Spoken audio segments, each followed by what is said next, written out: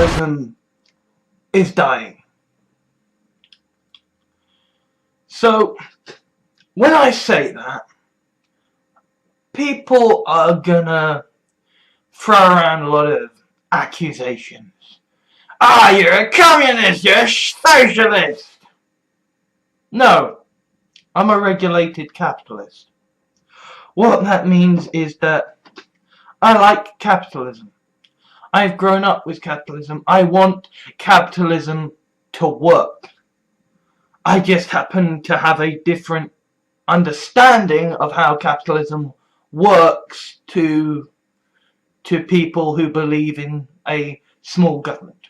And when I say a regulated capitalistic system, I am not talking about just a big government. I am talking about a big government that is held accountable at the local and national and international level. I am talking about a government that has got enough strength to hold companies to account. I'm talking about having the ability within the companies to hold them to account by having strong unions that are capable of counteracting any issues that might arise within companies. I'm talking about having the regulations to ensure that capitalism works. Capitalism isn't working, and capitalism hasn't been working for a long time. Capitalism has been dying, and it has been dying for so long, and we haven't noticed, we haven't been paying attention because it's like capitalism has been dying on the operating table, and every so often we kind of, you know, we get out the defibrillator and we give it an electric shock and it's like boom, and suddenly capitalism has a stable heart rate again, and we convince ourselves everything's gonna be okay. And then another 50 or 60 years go by and we've got to get the defibrillator out again. Boom! And it keeps going and it keeps going. We're like, yeah, come on, we can do this off, we can do this forever, you know? Like Steve Rogers Steve Rogers in Captain America, the First Avenger, you know. We can do this all day, you know. Except we can't. Because every time we apply the defibrillator, every time we effectively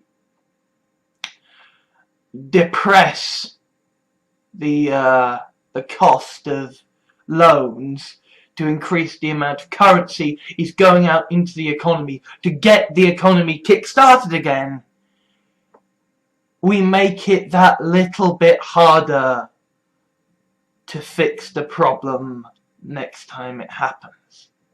Because there is only so often you can increase the amount of liquidity in the system.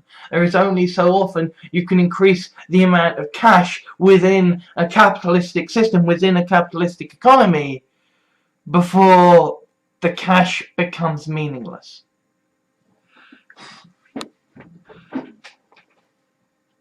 I suppose we're almost lucky to a certain extent that that there is such great inequality, because for all that it is terrible and awful for people who are doing the jobs, things would be a lot worse for the economy if rich people were not soaking up so much of this money and squirreling it away in savings accounts, whereby, yeah, okay, in theory, it's generating it's generating more money by being squirreled away in high interest rate savings accounts where taxes aren't applied, but in actuality, right, only a tiny amount of that huge amount of cash they've got squirreled away is being doled out. Right, the rich are very good at taking large sums of money and reducing the amount going actually into the economy to a tiny amount, which means that to a certain extent we've been able to get over the issue of the constant defibrillation, because every time we apply the defibrillator, every time we give the economy an injection of cash, the cash goes into the system, it gets the economy going again, and then the rich people squirrel it away so it doesn't actually impact the economy all that much, right? And this isn't nice from a socialist perspective, from a communist perspective, right? You know, that's just aiding inequality, but it's also keeping capitalism going. Because, yes, there is a whole lot of cash out there that we can't get at. But that also means that every time the governments inject money into the capitalistic system, they keep it going, the rich very quickly take it out and stop it from being in play. So we don't have to worry too much about inflation.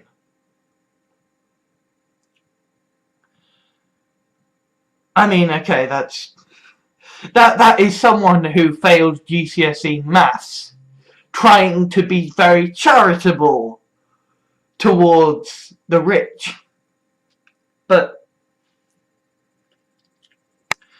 either way, these injections of cash every 50, 60 years, they have been weakening the global economy, right? Like, yeah, okay, capitalism stabilizes and the systems are arranged such that the excess money doesn't lead to spiraling inflation too bad, but it does make things bad. It does make it harder and harder and harder to fix the system. Because every 50, 60 years, something goes wrong with capitalism. Capitalism crashes. We inject the fucking cash. Capitalism gets back up, keeps fighting.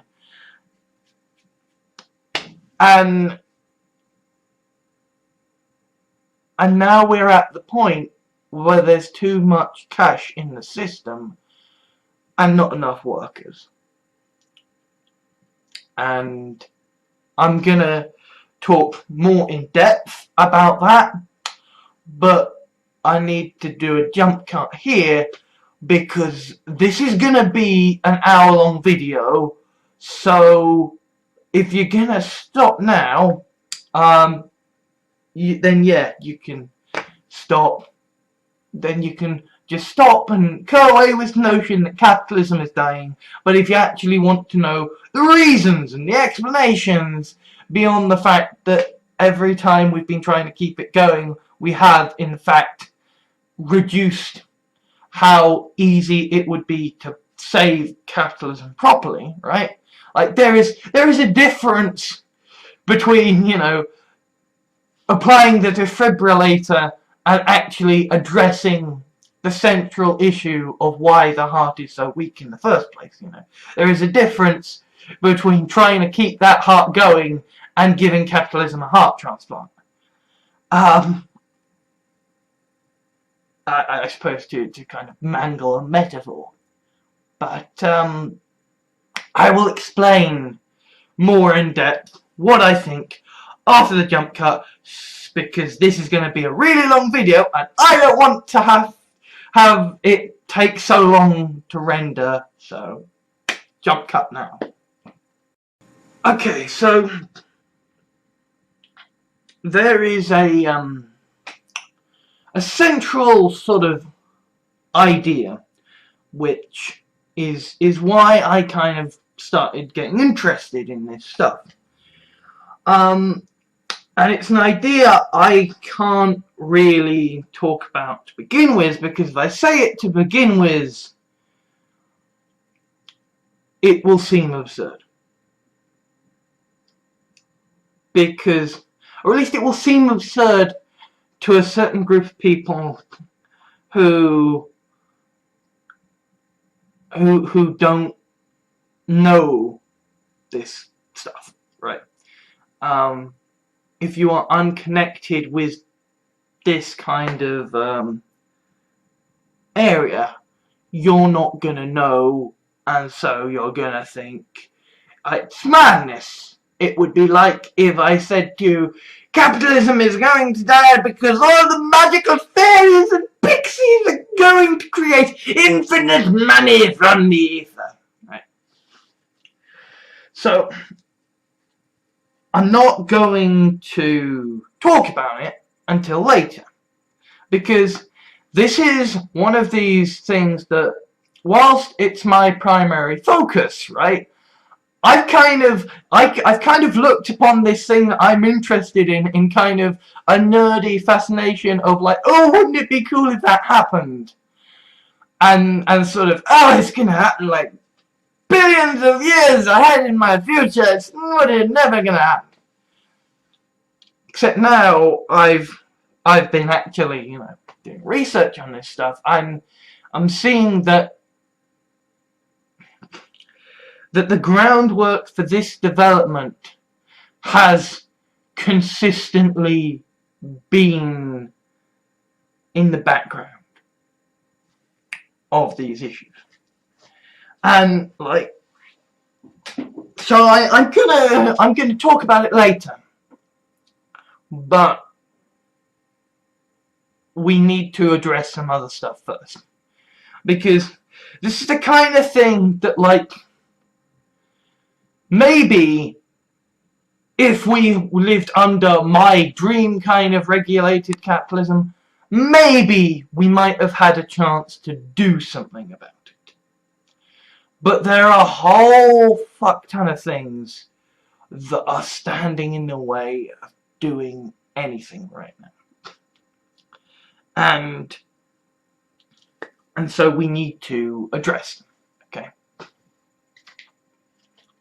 And if you're new to my channel, one thing you should know is I drink in my videos, and aside from the occasional jump cut, I generally kind of intersect sections with kind of, well, not intersect, break up sections with kind of dramatic pause to drink.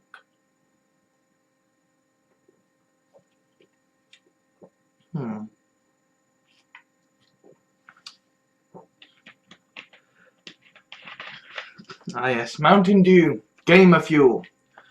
When I have such a shite system that I can barely run Skyrim at 25 frames per second. From saying that joke, I will have lost a whole lot of credibility among a lot of people. And that's okay. That's okay. So, let's talk about globalization. Okay. Because I've mentioned before that kind of, for me, I am a fan of capitalism that is regulated. And by regulated, I mean local, national, international, with strong unions to keep people in check, right? What globalization has done is it has meant local control doesn't really have an impact, right? Because at this point it doesn't really matter whether we are in the European Union or not. We are part of the global community. We cannot shut ourselves off from the global community, the global economy, and say, okay, we're just going to do our thing, right? We can't. That's just not how it works. I mean, apart from anything else, Britain is a country that is a country that is very small, and we've got a lot of people on it, and we basically haven't been able to support ourselves on our own island for a long time. And people who are on the right and want to leave the European Union, unless they are genuinely just, racists only concerned with immigration, when, guys, immigration isn't a fucking issue, especially not from the EU. Seriously, look up the fucking statistics. They make, the combined total of EU migrants working in the UK is less than 20%. And the European Union is by far the smaller. The immigrants from European Union countries working in the UK are far smaller than those from outside the European Union. So the Eurozone and, sorry, not the Eurozone is something different, but the European Union idea of free movement of travel doesn't actually affect how many people are working in this country. It really doesn't. Nobody wants to come to Britain. We're shit. But, unless you are someone who is just concerned on the ideological grounds of, yeah, people are that scary, right? People on the right have got this idea that, they don't like the European Union because it is this big block of other people who can hold the sovereignty to blah blah blah, right? But they're still fine with having trade with the European Union. Which means that, and granted, there are lots of good reasons why we need trade with the European Union, why we need trade with all these other countries, because as I have established, we need to trade with other people to feed the people in our country. But if we are at all part of the global community, we're part of the global economy. At least if we were in the European Union, at least if we were part of some kind of global government we could vote on, we could have some kind of say in how it was run, if we were part of some kind of global economy whereby we could actually have some kind of vote on how the global economy would be run, right? If we could have some kind of global governance, right? The federated countries of the globe, right? I'm not saying I'm a fan of that. I'm much more in favour of the idea that if we were going to solve this, countries would just seal themselves off, because apart from anything else, that's a lot more feasible.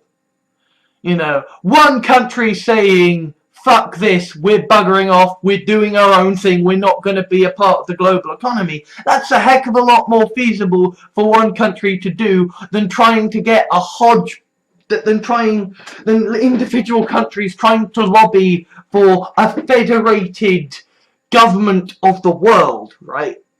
But at least if you were to have some kind of federated government of the world with some kind of, with some kind of way to vote for how the fuck that world would be run economically, in terms of voting for the equivalent of a Chancellor of the Exchequer, or the guy in charge of handling the budget or whatever, at least then local people could have some kind of control. There would be some kind of regulation on the global economy. But there isn't. Indeed, it seems that the right wing is all about reducing the regulations on the global economy, and they think what they are doing is saving capitalism, because when you reduce regulations, you are freeing up people to work on free enterprise, and people are able to go out, and when they are freed from red tape, they can be entrepreneurs and they can make jobs. Bullshit.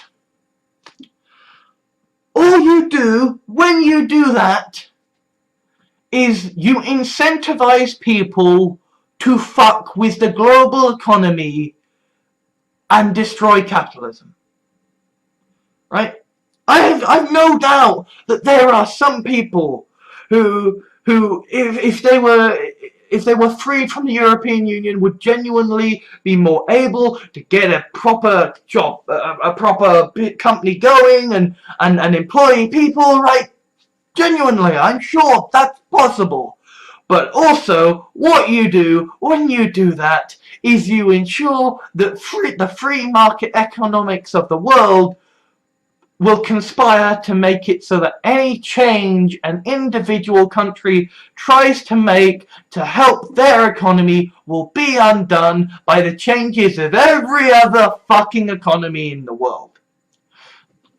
Globalization is the sort of thing whereby if it's gonna work, it's got to be all or nothing. Either you have to go for a totally global federated system whereby there are fucking controls on what countries can or on what companies can or can't do across the entirety of that trading area. Or you seal yourself off and you say, we're only going to have trade within our country and we will control how those companies can work within there. Because otherwise, you are basically saying, okay, we're going to have all these rules for us, but we're going to accept trade with all these different countries which have much different rules on their companies. Right? And this leads to kind of some obvious moral issues, right? Like, you know, the fact of, you know, hey, we're against child labor in the West. We're against slavery in the West. Okay, certain people in America and Britain aren't against slavery in the West, but those are called Nazis. Those are called racists, and they get bullets in the head. No, sorry. They don't get bullets in the head. They get a fair trial followed by a bullet in the head. Or is it lethal injection now? I forget. But jokes about how Nazis deserve to die aside, this does lead to issues whereby, you know, like say, you know, we get cheap clothes from Primark and we just sort of assume, oh, well, machines are doing this, right? No, it's not. It's like child labour and slave labour in countries that don't give a shit. Because we've got a global economy, right? And so, congratulations, you have outlawed slavery and child labour in your country. Well, this country is fucking broke and poor, and they don't give a shit. And they are going to make all of your goods, sell them to you cheap, and you're going to buy them just fine because you don't think about it.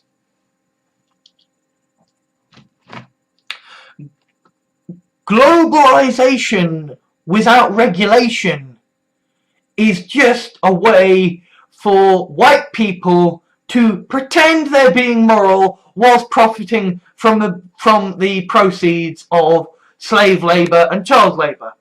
Oh, me? No, I don't do anything evil. I'm perfectly fine. What are you talking about? I mean, yes, okay, my clothes, yes, they are made by child slaves and you know, the diamond industry, right? The diamond industry is the most. I mean, so many of these things. It's like you know, chocolate, tea, diamonds, like so many of these things that the rich regard as the rich and the middle class of the West, or the white people regard, oh, look at these lovely expensive things, oh, they make me feel so good about myself. And it's like you look across the world and it's a whole load of poor countries that don't give a shit, that are just exploiting people, treating people like shit, and then the companies, you know, work with these people in these countries that don't give a shit, and then they ship these products over to us in the West, and they sell it to us as the most ethical, equal stuff ever, and we're like, oh, shiny, oh, it's so nice. And like, a global economy without regulation means that it doesn't matter how moral your country is. The rest of the world has to be as moral, and the rest of the world isn't going to be as moral, because guess what? Morals are a rich man's game. If you're fucking broke as shit, you don't care, you're going to do whatever it fucking takes to survive. Right? We see this in time and time again. It is human fucking nature. A globalized capitalistic system without global regulation means that white people can wash their hands of depravity as they profit from it. But more than that, well, not more than that, right? There are obviously elements here where it's like, you know, I mean, it's even, you know, things like, you know, are you against female genital mutilation? Well, there are countries in the world where it's still legal and traditional practice. Are you against pedophilia? Well, there are still countries where they don't give a shit. Right? Are you against rape? Are you against spousal abuse? Are you against slavery? Are you against child labor? Well, there are countries all across the world that don't give a shit. And in a globalized economy, yeah, if you raise your taxes on the rich are just gonna fuck off and store their money elsewhere. And this is one thing, if you're going to say you can either be part of our country and be part of our trading thing, or you cannot be in our country, because then you have then rich people can just fuck off. But as it is, rich people can live in your country, can use your national health service, and then they can, you know, they can, you know, take advantage of your grants and your loans and what have you, and then squirrel away all the profits to a tax haven where you can't get at it.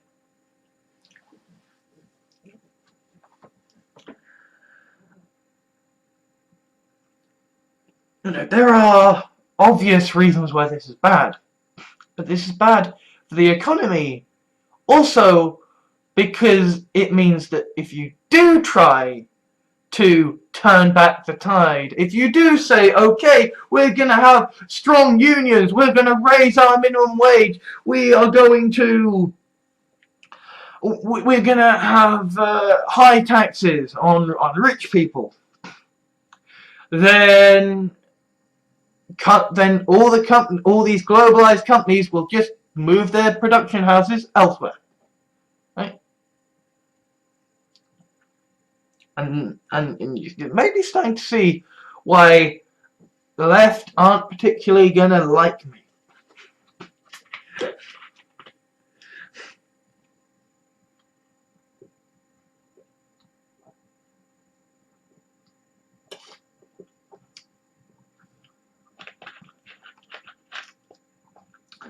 Yeah, maybe starting to see why the left aren't particularly gonna like me. Globalization makes it so that the acts of any individual country are not actually going to work to save capitalism. Indeed, they are not actually going to work to, you know, be financially viable and stable. Like, you can have all these fancy plans about how we're going to tax the rich here and we're going to incentivize production by by putting more money into the economy, by funding all the poor people, because the poor people are the people who spend the money, and we're going to raise them away, we're going to strengthen unions, and all the companies are going to go, fuck you, we're going over here.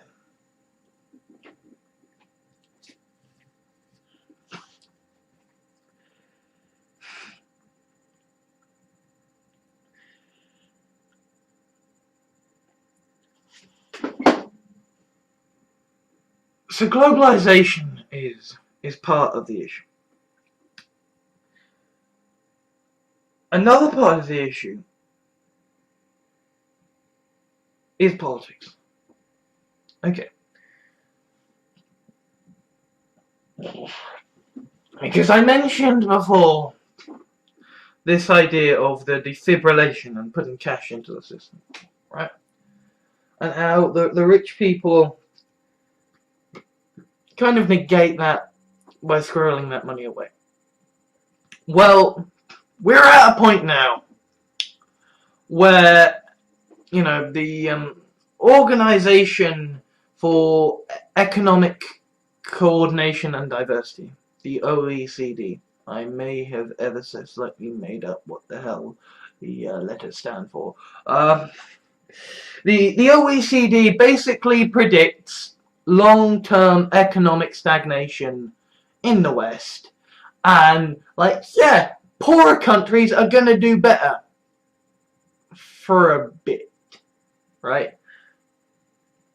Essentially, we're gonna address global inequality by the West reducing to the states of a third world country as the third world countries ever so slightly improve. Things are not looking great, and I mean that's economics people who like the way things are going, who want capitalism to continue, saying, yeah, we're boned, right? And that picture, that's their optimistic take. That's their, if growth in America keeps going,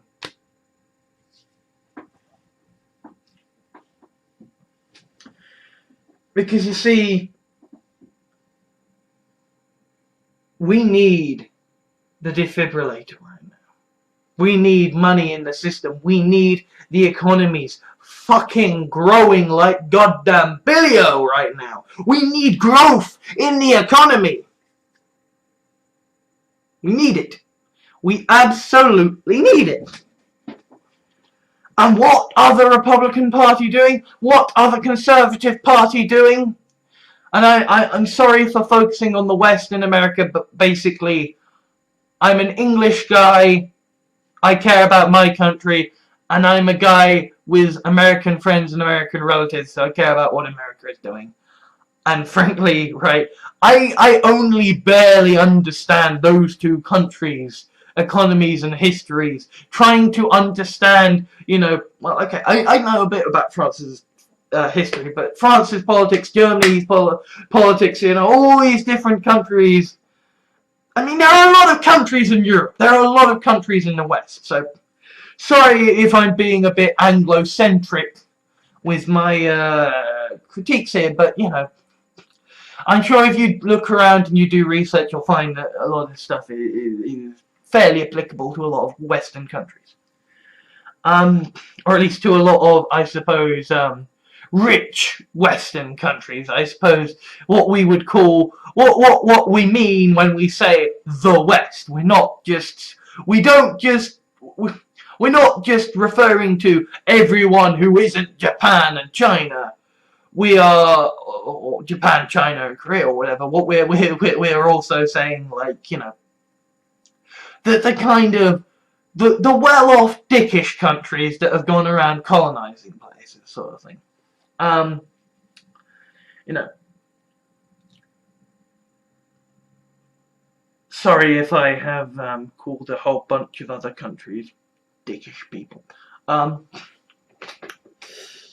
Yeah, you may be starting to see again why the left don't particularly like me.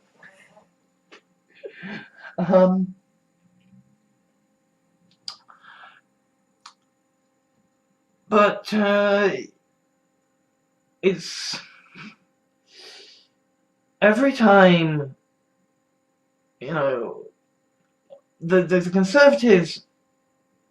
Sorry, I spaced there for a little bit.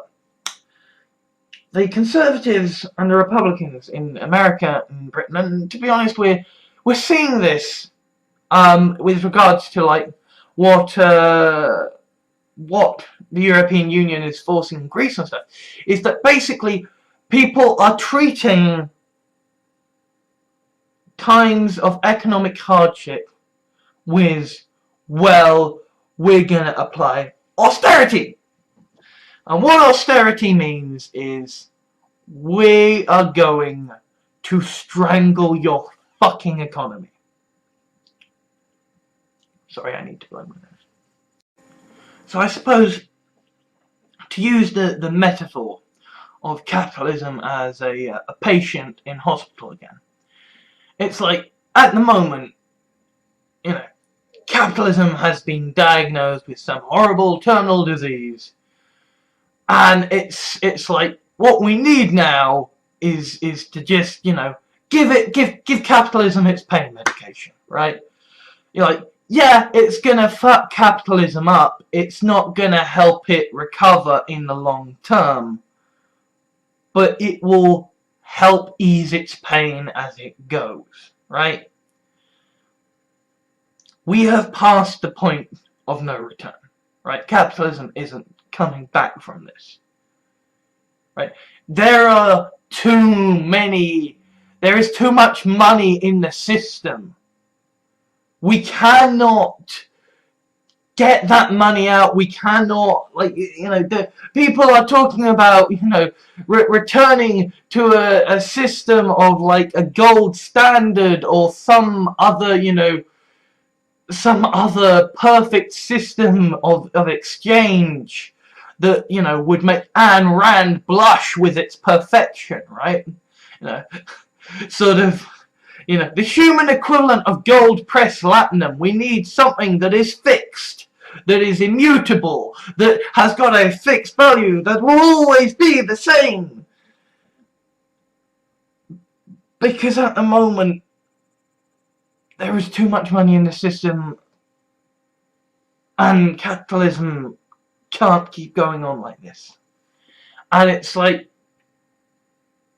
what countries are doing is they are applying austerity, and what they are doing as a result is they are strangling economies. Like, economies that could, if they were free, able to, if they were given the necessary injection of capital in terms of, you know, a strong welfare state, a strong national health service, a strong education service, right? A strong education system, that capitalism, that these economies could have recovered, right? If you have well-funded welfare programs with, like, so that people have a lot of money to spend on housing, on food, on disposable income, on buying stuff from the economy. If you give people a well-funded national health service and mental health service, so that people can be mentally okay, so that people can be physically okay, so they can go out and buy stuff, so they can pay the money that they are given by the state to go and do stuff, to be economically active. If you have a well-funded education system, so that people can go and get retrained, so that they can start businesses, so they can apply for jobs, so they can do stuff, so that they can at the very least do volunteering. Like, you can add economy, you can add value to your economy. You can give your economy a chance to have some fucking growth and have a chance at fucking recovery, right? It's not gonna be great because there's a fuck ton of money in the system, and money is gonna become worth less and less and less, but at least there'll be a chance, some fucking grassroots of goddamn recovery. And instead, we have this idea of austerity that is just crushing all of that. And it is putting these economies into a fucking drought. And it's like if capitalism is the patient in that hospital, right? You drug capitalism full of money from the government, right? Then at least capitalism can be happy and pain-free enough that it might actually be able to do stuff. But instead, all these governments are suddenly noticing, shit, we don't have the money. We don't have the money. We can't do this. Capitalism can't be fixed. We've got to try and fix it. And all that's happening is that capitalism is paralyzed with pain. I mean, I suppose we should almost be fucking thankful for the fact that, you know, a bunch of bloody cultist madmen have decided to pick a fight with the most powerful regimes in the fucking world, because it means that the European and American governments have to keep spending some fucking money. Right? Austerity kills economies as they try to recover. It reduces the chance of a recovery drastically. It makes situations worse. It increases the amount of unrest. It makes people's lives worse. And it's not going to do anything. It's just not.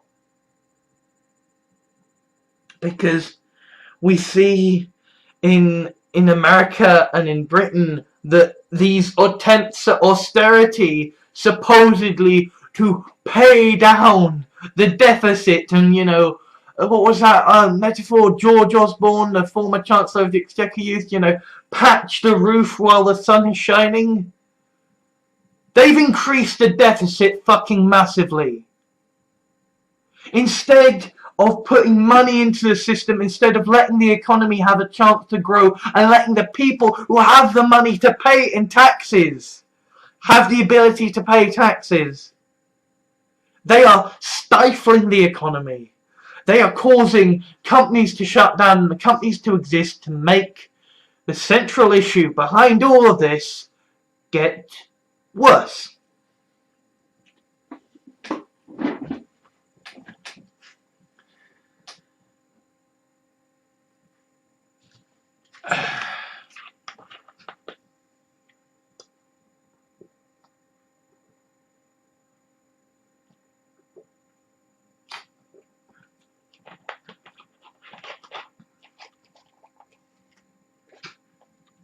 And this leads me to, I suppose, my final point before I get to what this is really about. First, I gotta blow my nose. The rise of fascism and anti-establishment sentiment. It is not just on the right. It is not just about Trump and Brexit and Marine Le Pen. It is also Bernie Sanders. It is also Jeremy Corbyn and the outrage against him. Because, and I mean, sorry to turn this into a party political broadcast for Jeremy Corbyn for a moment, but like, Jeremy Corbyn is in many ways my ideal kind of socialist. Well, no, my ideal kind of socialist leader of Great Britain would be a beautiful young submissive witch heiress woman who is leader of the Green Party that somehow storms to power and then decides to invite me over to a pool party with 15 of her young female submissive friends, right? That's my ideal fucked up fantasy. But kind of Jeremy Corbyn is kind of my non fucked up realistic idea of the best guy to lead to lead Great Britain at the moment, in the sense that Jeremy Corbyn is an 80s moderate who has given New Labour a chance. He's given neoliberalism a chance, and he's decided he doesn't like it. He's learnt from it. He's got the practical fucking experience, and he's not a dick about it. He's not a fascist. He's not a Stalin. He's not a Trotsky. He's not a fucking Hitler. He's not a Napoleon. Jeremy Corbyn is a quiet man who makes his own jam and would like to run the country better. The problem is that just at the moment, the country doesn't want a man who is quiet and just wants to make the country better. What the country wants, what the people want, is a hero.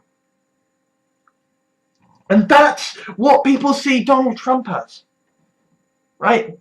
That's what people saw Napoleon and Stalin and Hitler as, right? We regard them as monsters.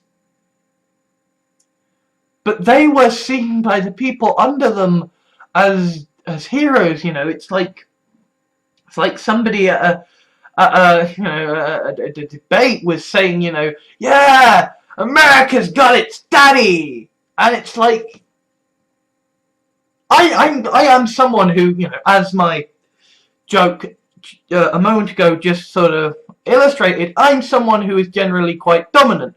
But I gotta say, at the moment, I am personally quite au fait with the idea of, like, it would be quite nice, actually, if someone just came along and was willing to take charge and tell me what to do and how to fix my fucking life, right? It's really tempting at the moment because we don't have a fucking clue.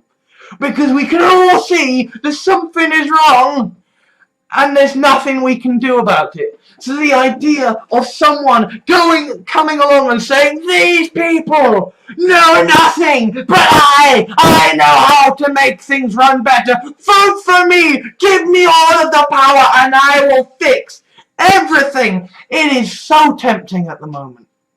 It is so fucking tempting.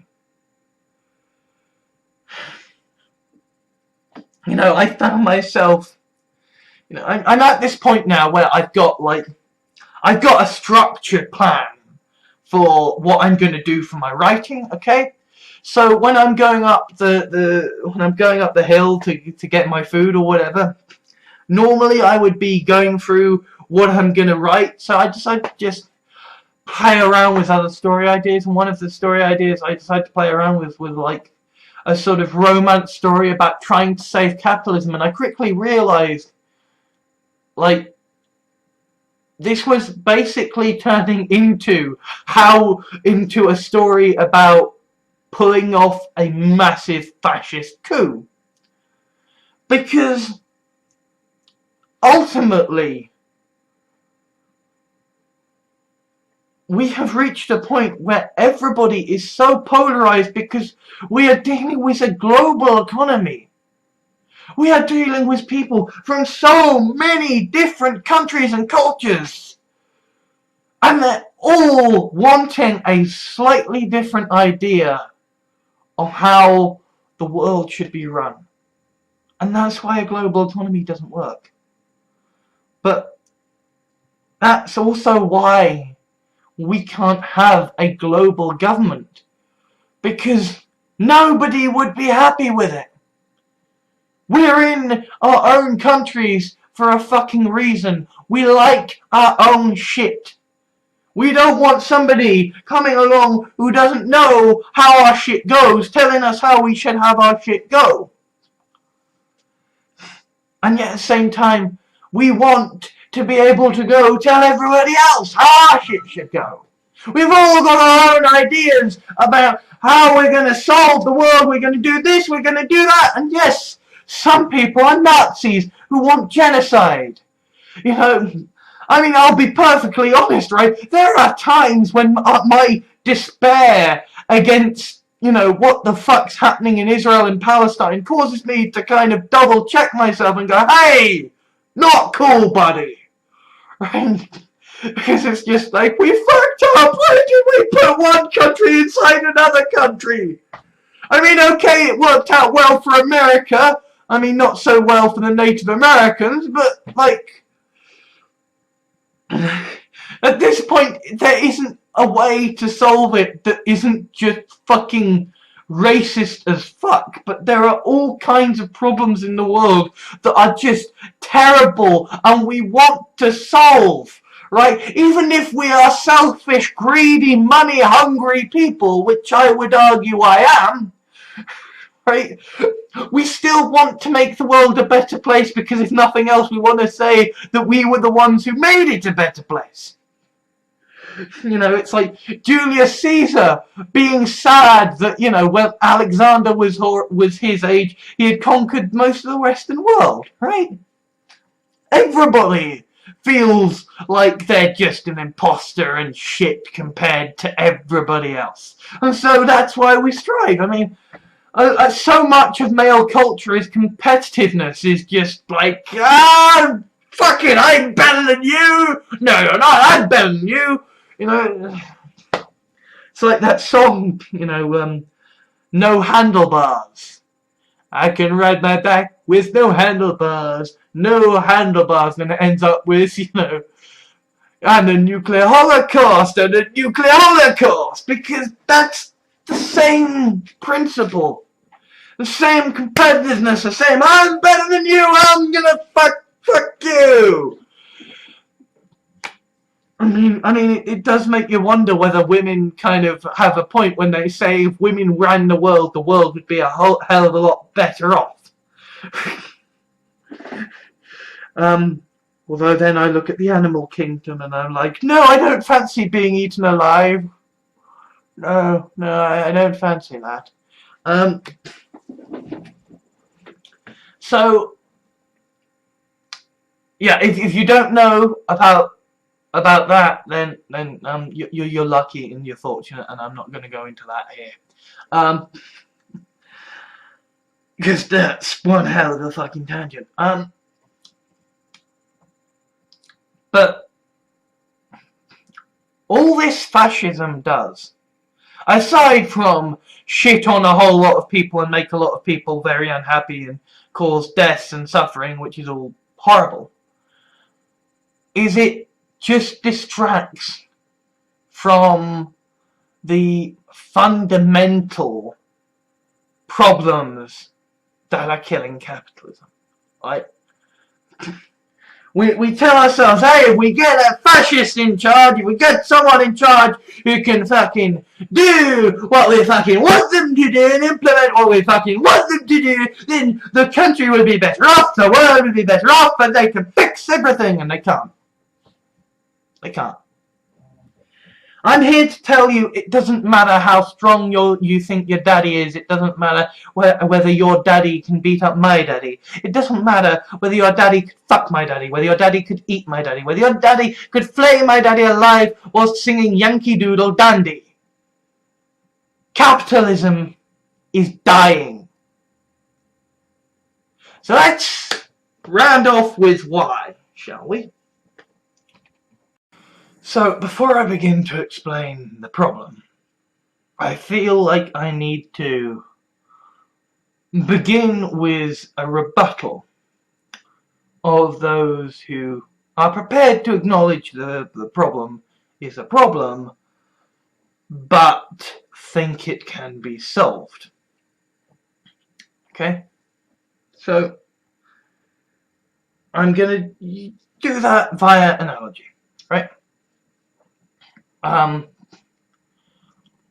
because it's relevant to this sort of hinterground between the issue of fascism and the problem. I am an anti-theist, right? I am someone who doesn't just consider it fact that God doesn't exist. I am someone who is of the opinion that the world would be a heck of a lot better off if people stopped considering religions as fact, right? If you want to consider it a useful set of fables, a useful idea for dark times, if you want to consider it a set of stories that gives you hope and faith in dark times, that's fine, right? I actually think rituals have a valuable place in sort of human psychology and human social culture, right? I like Christmas. Christmas is nice. I mean, I'm still struggling to get the hang of Halloween, but you know, I actually think that a lot of these ideas. I mean, I'm personally starting to get quite interested in paganism and stuff, and sort of numerology, and I've got a bit of an interest in tarot, but it's all from a kind of perspective of being a sciencey guy who's just interested in the sort of the mythology and lore of it. You know, I studied mythology at university. It interests me.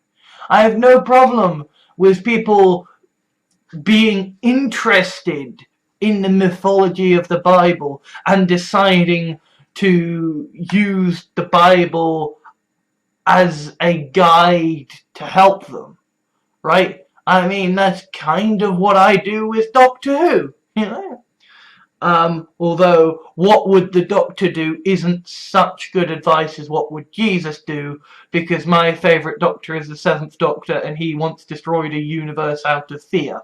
So yeah, maybe don't do what the Doctor would do, but you know, the point is I can sympathise and I can empathise, but the main reason I suppose I'm not a dick about my anti-theism is that being a dick to stop religion doesn't fucking work.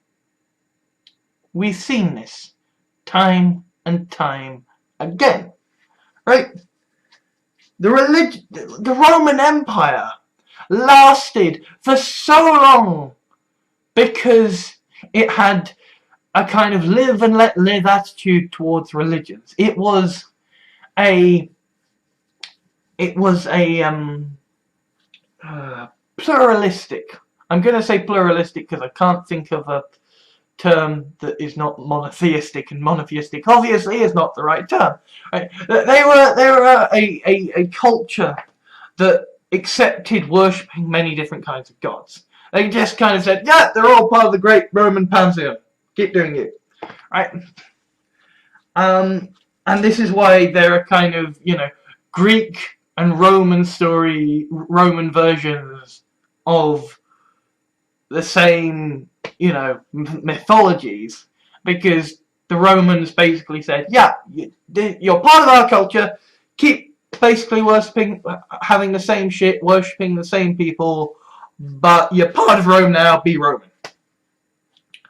And the one time they decided they didn't, the 2 times they decided they didn't like a religion because, you know what, you're not getting on with the other people, you're being a dick to all our other religions, we can't have this, you know, it's like the one person who turns up to the game who can't play well with everybody else, and it's like you just gotta lead them aside and say, guys, look, I'm sorry, but you're not playing well with everybody else, you're gonna have to leave, right? And the Romans tried that. They were like, guys, just stop with the monotheism. We've got a good thing going on here. You can worship your people, that's fine, but you gotta let people worship theirs. But no, the Bible has this thing where, like, you know, Moses took the commandments down from the mountain, and God said, "Oi, don't worship other fuckers. I'm the grand and only one." And the Romans, they couldn't be having that, so they tried to stop it, and like, it didn't work out for them. It really didn't work out for them. Like, you know, they tried Christ, they executed Christ, and like, now all that is left of Rome is the Vatican, the home of Catholicism. Right? Tell me if there is any greater example of how trying to stop a religion, trying to stop an idea with force is going to fucking backfire harder than the fact that the Roman Empire is gone. It stands as fucking relics, ruins, whilst the Catholic Church stands in Rome's place. And Christians now control the great empire of the world that is America. Right?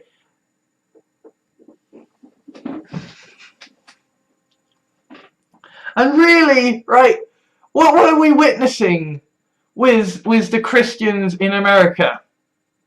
We're witnessing, once again, the Romans were fucking proved right. You know, they're like, hey guys, just stop being dicks to the other religions. We got a good thing going on here. Fine, we'll try to stop you. Now they're not here anymore, but still the fucking Christians, they're trying to be dicks to other religions, and they're saying, ah, Jews, fuck you, ah, Muslims, fuck you.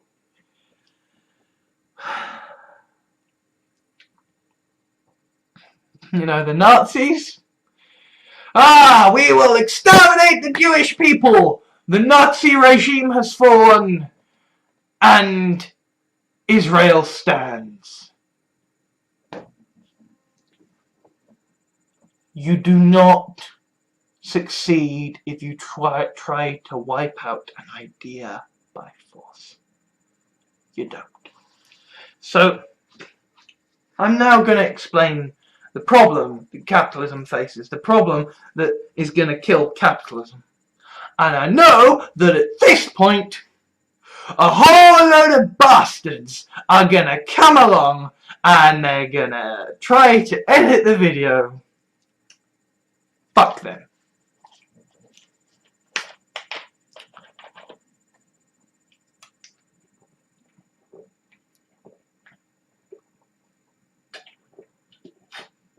Just give you a nice edit point there. So, technology is killing capitalism. And, you know, I thought this was a relatively recent thing, right? Because, hey, we've got cell phones and smartphones, and we've got the internet, and we've got Uber, and we've got self-driving cars that basically just need to be legal on the roads. You know, we've got self-scanning machines. We've got all this automation that is getting rid of jobs. It is happening. It has happened. Right? But the thing is, we don't think of automation as a problem because we don't think of technology as something that competes with man. We think of technology as tools, right? A tool helps a person do things more efficiently, right? Like, yeah, a lever has the physical advantage of a man and makes his job a damn sight easier, but the man still has to use the fucking lever. The problem is, we are now at a point where machines are outthinking people. And it's not that they have to outthink them, it's not that they have to be smarter than Stephen Hawking. They just have to be good enough to do the jobs we pay other people to do. They can already drive. Machines, we already have self-driving cars. They work. Right? And in certain situations, in certain contexts, they've already been on the road. They work. This is technology that works, that is working. Self-scanning machines. Happening all over the place. And frankly, as someone who is socially awkward, I always go for the fucking self-scan machines because I don't want to talk to a person. And at the same time, because you can fit a hell of a lot more self-scanning machines in, because self-scanning machines tend to work quicker because there isn't the talking and the chit-chat. There are less queues with self-scanning machines. So there is more incentive for people to use them. There is more incentive for companies to get them. And oh yeah, you only have to hire one person to look after 8 or so self-scanning machines. One person to just wave their barcode through and say, it's okay, you're fine, keep going with your self-scanning.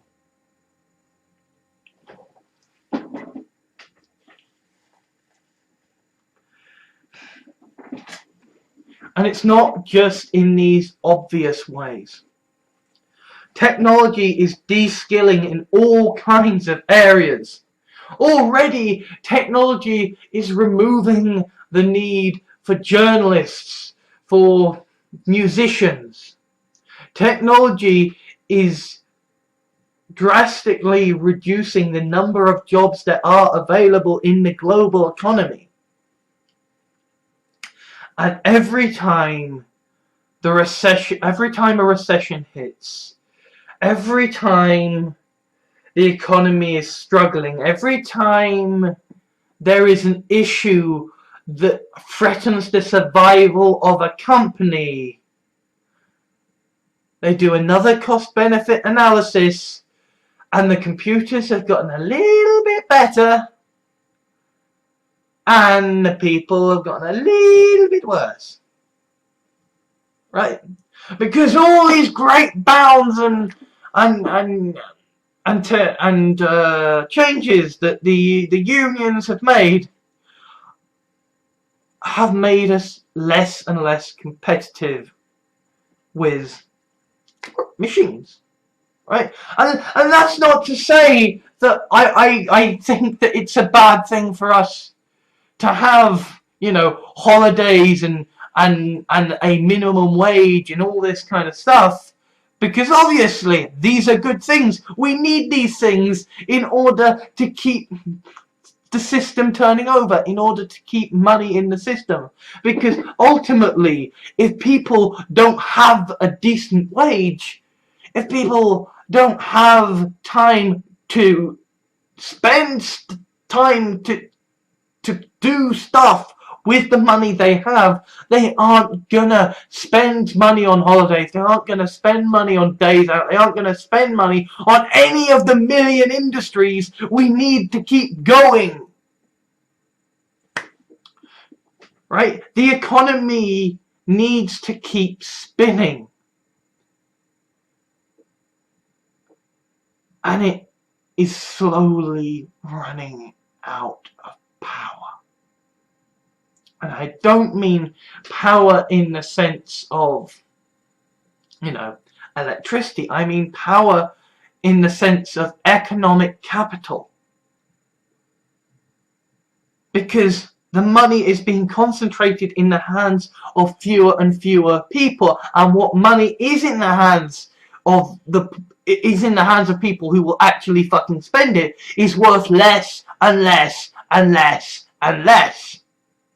And as these different forces continue, so the problem will get worse and worse and worse.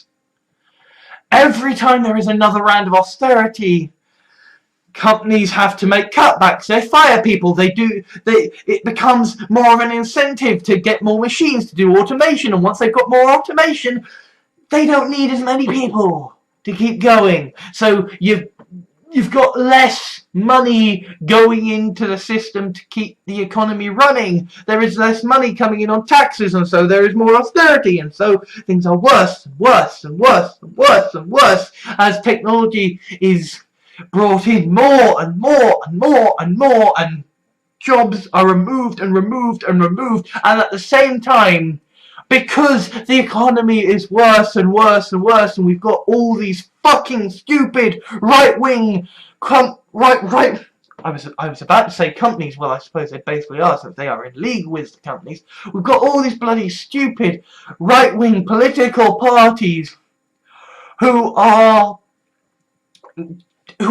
reducing the welfare state, who are cutting back on the National Health Service, who are cutting back on social security payments, who are cutting back on support for education, who are doing all these things to make it so that people cannot compete with the machines, to make it so that there isn't the money going into the economy. They are incentivizing machines, and they are making people's lives worse and worse and worse. There is no great conspiracy here. There are just market forces. Capitalism is dying. Capitalism is killing itself. The market forces that have helped capitalism run so successfully are now what is killing it. And that is what is killing us. We can't stop this. There is no way to turn back the clock.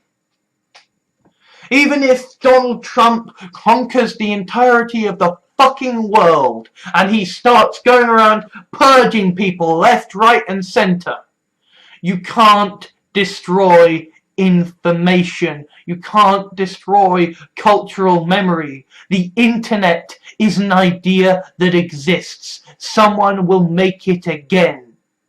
Even if Donald Trump conquers the entirety of the world and he starts destroying servers, destroying books, and he starts destroying the information that is out there, unless he kills every last person on the world who knows how this stuff works or who has ever heard of it, people will rebuild, and they will rebuild faster, and we will get to this point again. Capitalism is dying, and there is no way to save it. And because capitalism is dying, your job is going to go. If you're unemployed, tough shit. You're fucked. If you're on social security payments, be fucking thankful. Because they ain't gonna last.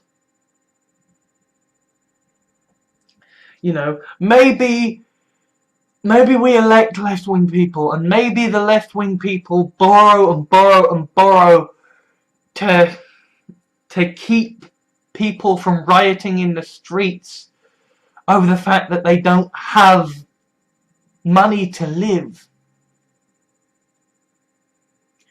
But there's only so much they can borrow, because capitalism has been surviving for so long by those regular defibrillations, by that regular injection of cash.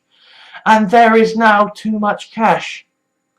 And the right-wing parties are trying to to extract the cash from the poor people, but the poor people aren't the problem, the rich people are. But you can't get the money from the rich people because the rich people in a globalized economy, there will always be incentives for smaller countries to say, hey, come to us, we won't have any taxes, we'll be a tax haven, come to us.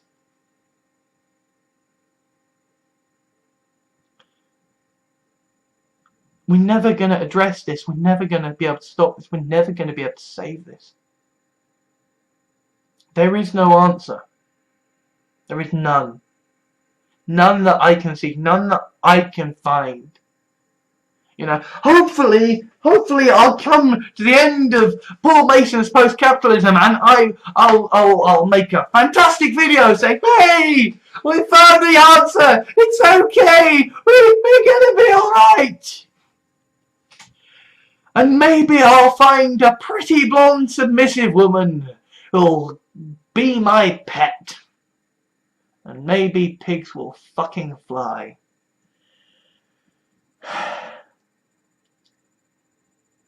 Capitalism is dying. And there is no way to stop it. Because capitalism is hastening its own demise. It doesn't matter how many, it doesn't matter if we elect fascists, it doesn't matter if we have revolutions, it doesn't matter if we elect Jeremy Corbyn, if we elect fucking Emma Watson, it doesn't matter if we have Trotsky risen again, Lenin risen again, it doesn't matter what we do politically. Unless we seal ourselves off as a country and decide not to engage in global politics and we regain regulation, there is no fucking way we can even ride this storm out. There is no solution. All there is trying to last as long as you fucking well can.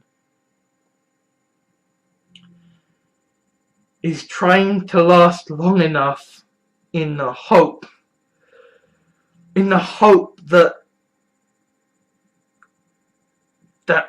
enough change will happen that capitalism will breathe its last breath and we will be able to switch over to a new economic system with a universal basic income backed up by basically a distribution of fucking goods. Right? Until we reach a post-scarcity economy, we're fucked. Right? Because we have reached a point now where things are just going to get worse and worse and worse until we reach that tipping point and enter a post-scarcity economy. Until we reach the point where global governments around the world recognize we are in a post-scarcity economy and they start treating it as such, we're fucked. And the thing is, we aren't in a post-scarcity economy yet, and we aren't going to be in a post-scarcity economy for at least another couple of decades. Maybe even centuries. So all we've got to do is try to keep on holding out for as long as we can. And keep consuming as long as we can. Keep the wheels of capitalism turning as long as we can to try to inspire companies because essentially the more consumers we have in the global economy, the more people there are buying things, the more trade there is in the economy, the more likely it is that companies will have the capital necessary to finish developing the AI. And when I say AI, I'm not talking about fucking Wall-E here. I'm not talking about some magical, robot that will talk to you and will know everything about you. No, I'm talking about basic dumb shit that is just good enough to do the fucking thing we need it to do. Right? until the economy has facilitated the generation of the AI and technology that will be needed to transfer over to a post-scarcity economy, we've just got to hope that we can keep the economy going. We have just got to try to hold out long enough that there are enough consumers in the fucking economy that these things can be developed. Because otherwise, the worst thing that could happen is that we reach a point where essentially capitalism dies on the operating table and the post-scarcity economy isn't ready to take over.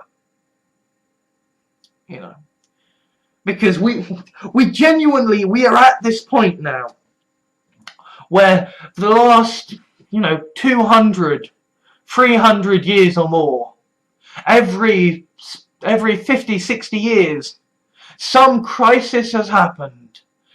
New technology has come along. New money has been injected into the system, and capitalism has gotten going again. It has had a chance to revive again. And we are at a point now where the technology is ready to pose a significant threat to the economy, but to where it is not yet ready to take over from the economy. And we are at a point now where the economy as it is on its last legs.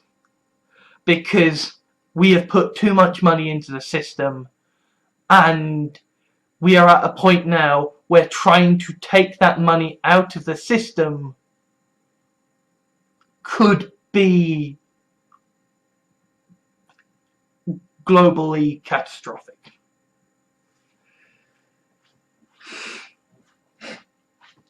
I mean, what we need is a new gold standard for the world. What we need is for a country with no debts, with no deficit,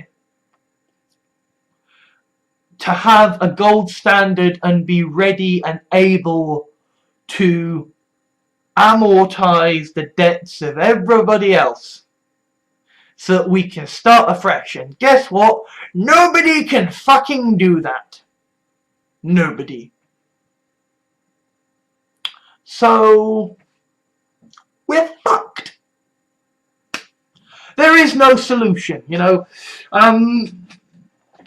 I've been feeling shitty for a while, basically because I've been thinking about this, because I've been thinking about the fact that me, personally, I'm screwed. Right? Because regardless of whether my own personal theories about the future of capitalism are right or wrong, I know that myself personally, the chances of me getting a job are very slim. I mean, unless somebody basically sees my YouTube channel because it goes viral somehow and says, "Hi, I'm gonna hire you to just sit somewhere and work at a computer, and I will pay you minimum wage, but just live, damn you, because I want more videos," right? And unless this YouTube channel becomes my salvation, I am at a point now where I am out of ideas, because the chances of me getting a job are fucking ridiculously tiny, and the chances, and I can't do, I'm not going to be able to get on personal independence payment, or disability allowance as it is known in Britain, because I'm too high functioning. But at the same time, like, for me to reliably stay on universal credit, A, it's very fucking difficult, and B, I know now it isn't a fucking enough. It's not enough to keep me alive. It's a help, it's a big help, but it's a big help that I struggle with. It is very difficult for me to deal with universal credit, because I am someone who is task orientated, right? You need me to write an essay, right? I can give you that number of words on that subject. You need me to send out CVs, fine. You want me to make those CVs X number of word length, fine. Give me tasks, I can do it. But saying you need to spend 30 hours a week just trying to do X, I can't do that, because my brain is like, I will make efficiencies for the task. I will work hard to get this task done. And this is a problem which incentivizes making a system less efficient, because if I try to go and if I try to find a job efficiently, I'm not going to be spending that amount of time on it. So I can't deal with the universal credit system, and so basically I've hit a point of crisis, and my mother's hit a point of crisis, because she's kind of at the point where, you know, she's thinking about quitting her job, and obviously if she quits her job, she can't support me and her, and so basically at this point, you know, the cavalry have been called in, and it's like, you know, my sister and my father are gonna be coming home for a family meeting to try to figure out how the fuck do we keep me alive, right? I suppose this is a good point to remind you all, I have a Patreon. I do shit all with it, and frankly, I make Anita Sarkeesian look like she is the patron saint of all awesome Patreon people and, you know, crowdfunding people in the history of the world, because I am just shit at Patreon. I'm like, okay, Patreon people, I'm gonna do a thing. Oh shit, I can't do the thing, and I'm not doing the thing. Like, genuinely, it's like, I created a new Patreon channel where Patreon videos could go for Patreon people, and then basically YouTube said, nah, sorry, you've created too many channels, you're not allowed to have long videos on this channel. And it's like, all I do are long videos. I can't not do long videos. What the fuck am I supposed to do? And it's like, okay, well, you can verify your account if you use this number. And it's like, okay, sorry, you can only verify the account on one number twice in a year. Well, fuck. Right, I'm genuinely at a point where I am so close to buying a new SIM card just so that I can have a new number to try to fucking verify that fucking Patreon account, because, like, that's my best hope of fucking survival at this point. Right? Because, yeah, advertising is kind of my main source of income at the moment. But really, every smart person on YouTube is getting out of the advertising as their primary source of income game, because guess what? As the economy slows, the amount of money being spent on advertisements slows as well. I need Patreon supporters, but nobody gives a fuck about my Patreon, because the only people who are interested in my videos are people who hate me, think I am disgusting, and want to go make jokes about how I am disgusting. I'm a dead man. I am a dead man, and people, and getting back to the point that I was saying before I brought up my Patreon and how I'm shit at it, link in the doobly-doo. It is incidentally patreon.com/Farshnuke. That is FARSHNUKE. Probably not. Check the link in the description. Also, I should mention, no, I have an entirely new call to action that does this. I'm not gonna repeat the call to action. Just if you're unsure, the call to action explains the way you can support me, because it would be nice to not die. I mean, obviously, as I say, the cavalry has been called in, but to a certain extent, right, I'm not entirely sure what the cavalry can do that I can't do. So, yeah. I've been freaking out about how I'm screwed, right? And kind of some of my left-wing friends have been trying to, kind of buoy up my spirits and say, hey, you're doing more than anybody else could ever do because you're going out there and you're sending the message, and yeah, there are a whole load of dickheads who follow you, but so what? You're actually trying to make a difference with your videos. It's not going to make a difference. It's not going to make a difference. It's not going to. Capitalism is going to die. Socialism isn't going to save it. Communism isn't going to fucking save it. The only thing that is going to save it is if we somehow limp along long enough that capitalism can transfer over to a post-scarcity economy. And, right, the human race might be able to do that, but I probably won't. And I'm not sure a good deal of my friends will as well. Because... I'm not sure. Sorry, that was poor grammar. I mean, I don't normally correct poor grammar because normally I don't give a fuck, but that was poor grammar even by my standards. Yeah. I'm in the shit, and frankly, so are my friends, right? The chances of them seeing through the change to post-scarcity are almost as bad as mine, if not worse in some cases. Because, I'm rather fortunate in that I am actually a white bisexual man who can pass as straight, and I'm cisgendered, right?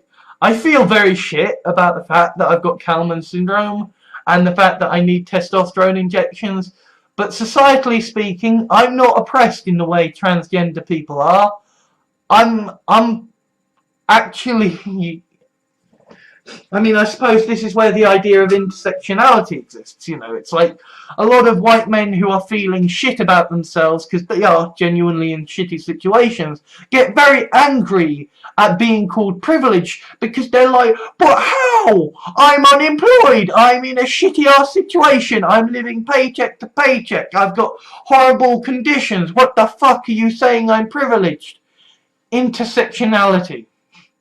You don't think there are trans people who are broke as fuck in this economic climate. You don't think there are trans people who've got other conditions wrong with them as well. That there are trans people with autism, trans people who have been bullied and harassed. You don't think that there are black people who have been who are in bad economic straits, who've got conditions and autism and all this stuff. Intersectionality exists. You can be in a shitty situation and privileged compared to other people in shitty situations.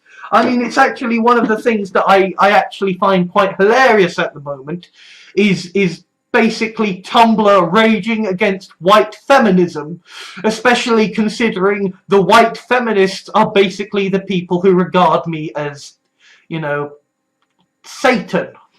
Because so much of what I do is so much of the way I try to survive, knowing we're all fucked and going to die, is by writing stories about white women being submissive, and I write vorfic, right? So I can understand. I can genuinely understand if you are a white woman, you don't like the fact that there is a guy on the internet who writes fiction about white women being eaten alive. I can entirely understand that. I can entirely understand that some people genuinely hate me and think I'm very problematic, and that's fine. But I do find it hilarious that, that people are... because intersectionality is such a thing that that there are genuinely people calling out white feminism and saying, hey, white women who are being oppressed, who aren't hired as much, who don't get paid as much, you're privileged.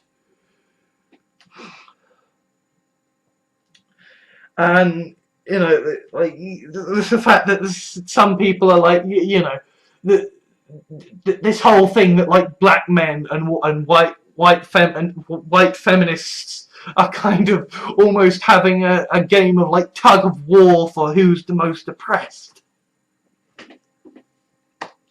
I mean, everybody should be fucking treated equally.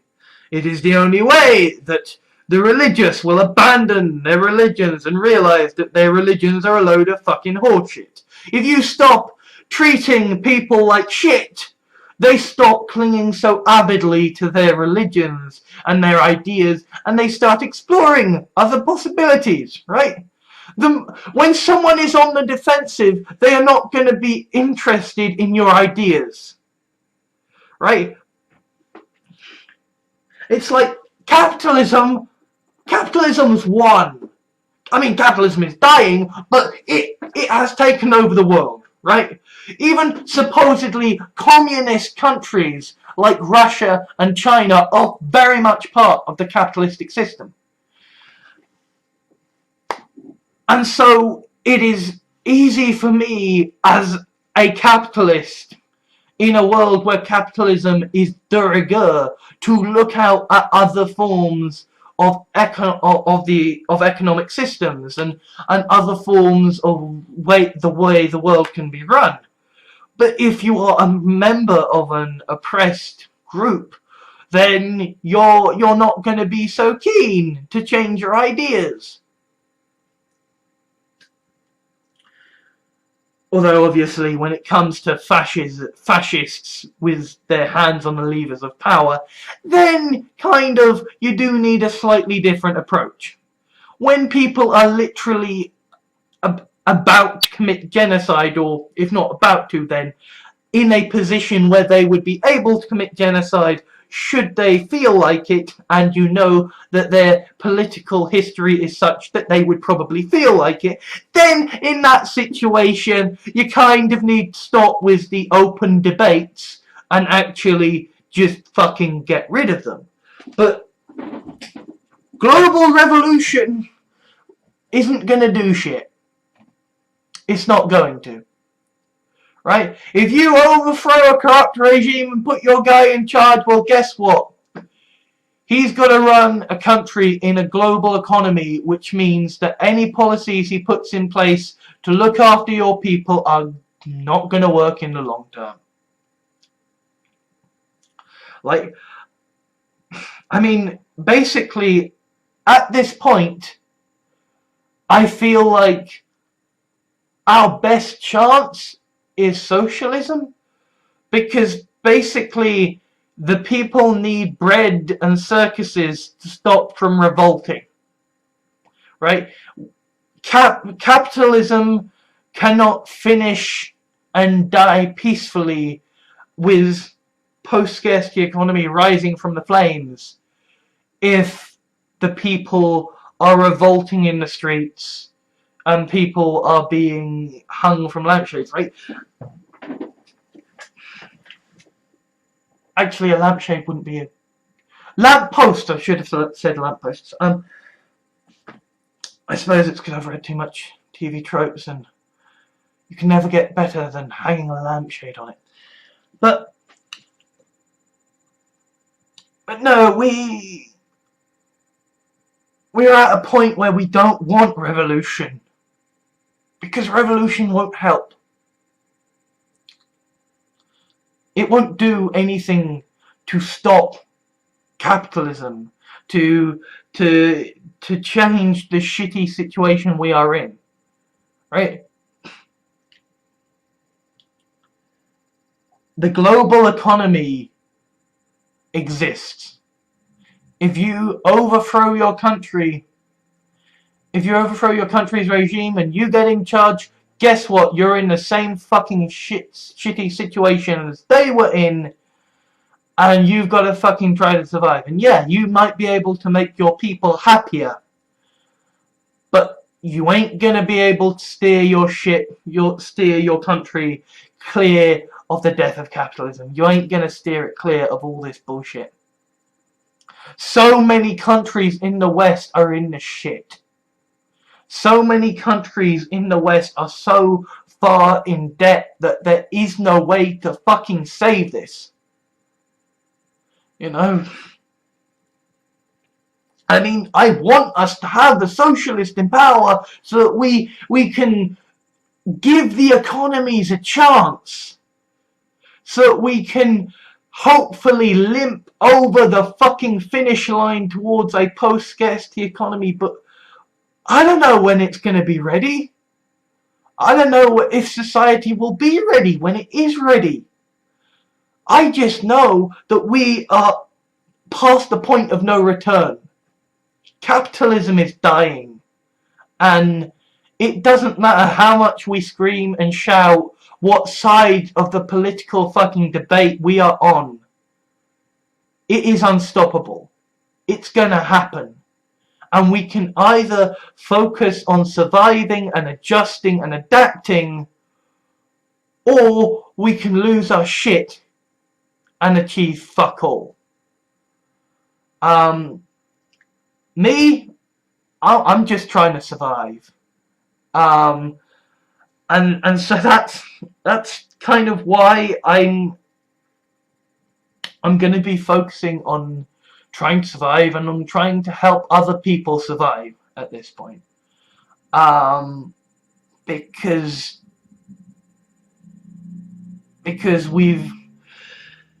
I suppose if I'm going to take my, great, conceited, patronizing, nobler than thou morality out from behind its nice doily and give it a dust off, then and say if the needs of the many outweigh the needs of the few, what should we do? Well, I would say what we need to do is to keep as many of us alive for as long as possible, so that we can keep capitalism churning along for as long as possible, in the hopes that by the time capitalism does die, the post-scarcity economy is ready to replace it. Because what I'm really dreading is that capitalism dies because there isn't enough credit left in the system, and the post-scarcity economy isn't ready, and the crackdown to try to pay down all of the debts accrued by centuries of saving, of keeping capitalism going with that defibrillator. So all those centuries of debts have to be repaid, and if those centuries of debts have to be repaid before the post-scarcity economy is ready, then the post-scarcity economy could be strangled in its fucking crib, and we could have nothing to replace it, and just have suffering. Just suffering. With no viable end in sight. So yeah, in the words of Dory, just keep swimming, just keep swimming, just keep swimming, swimming, swimming. Because if we don't keep going, if we don't keep marching on, if we don't find a way to just stay the fuck alive and keep being good consumers, keeping capitalism ticking over, then there ain't gonna be anything that can replace it, and we're just gonna be fucked. So yeah. Anyway, I'm going to go play Skyrim after I've read another chapter of Paul Mason's Post-Capitalism. I hope you have enjoyed the last 3 parts are sort of me talking about my writing. If you haven't seen them, I highly encourage you to go and watch the 3-part video series that I've just uploaded to my YouTube channel about my writing, because at least it might be something nice and light and let you have something to gawk at to distract yourself from the horrible, gruesome revelation that I have just landed upon you. If nothing else, you can have a laugh at how fucking depraved I am. Yeah.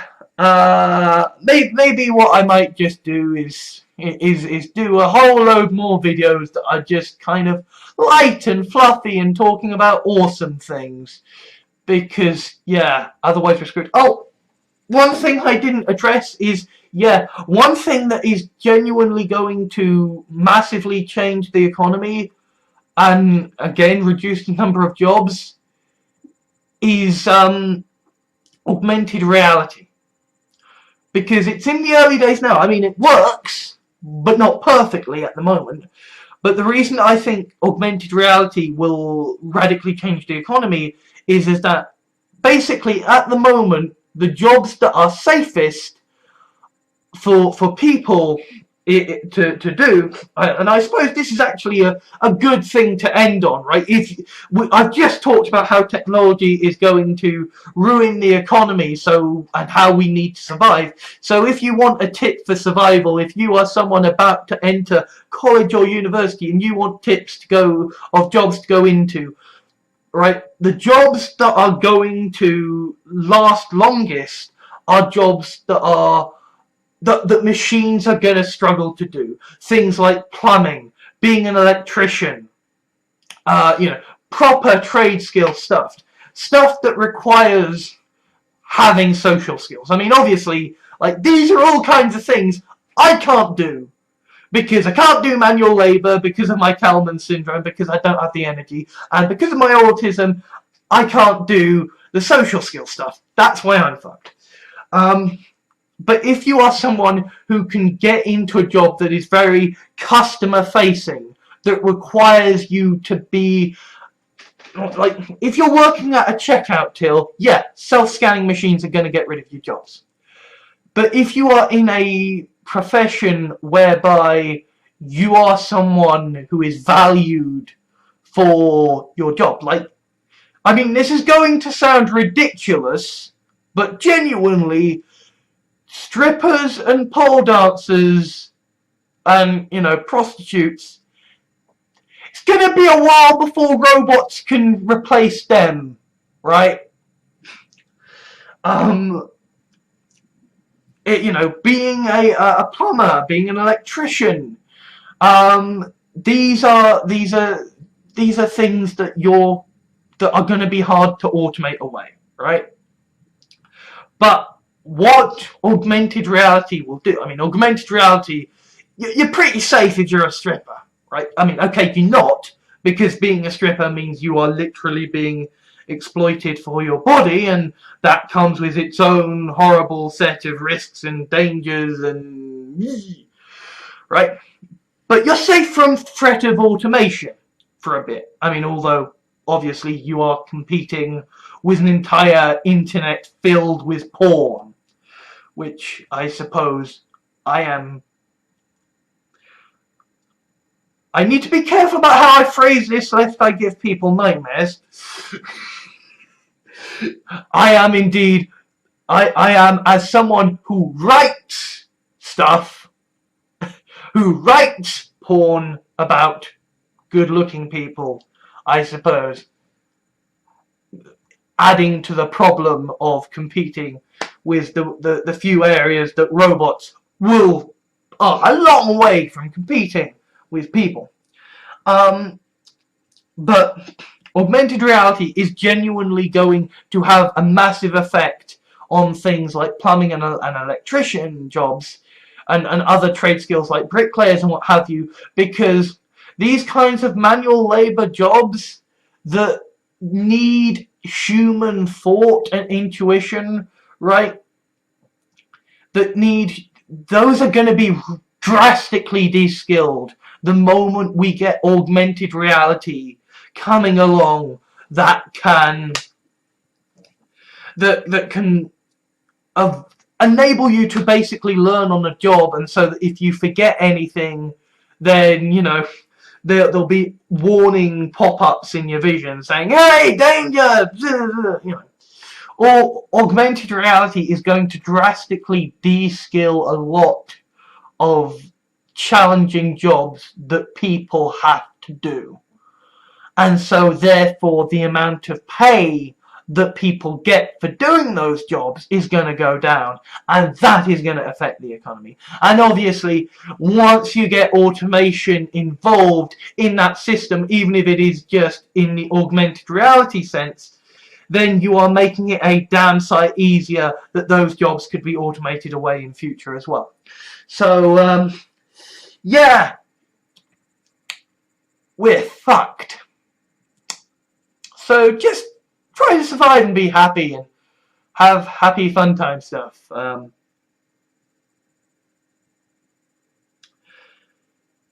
Yeah, I think I might have to have some mints later. Some Diet Coke. See ya! Sorry for being depressing as fuck. I don't know. Maybe the next video I make might be a rather sexist and misogynistic video, but hopefully at least light and fluffy, talking about why it is that why I generally write just white English blonde women in my fiction, because at least that might be something a little light and fluffy, and if nothing else, you can laugh at how much of a dickhead I am. Anyway, goodbye. Thank you for watching my main channel. Please remember to leave a like, favourite and comment. Shout out to the Dislike Club. Subscribe if you like what you saw, and share if you know someone who might be interested in the contents of this video. If you would like to help ensure more videos get made, there are a few options available to you. You can whitelist this channel in your adblock software to ensure what ad revenue you provide has a chance of making its way to me. If you sign up to make a regular monthly donation through my Patreon, then you will get to watch a selection of videos available exclusively to my Patreon supporters over at my Patreon page.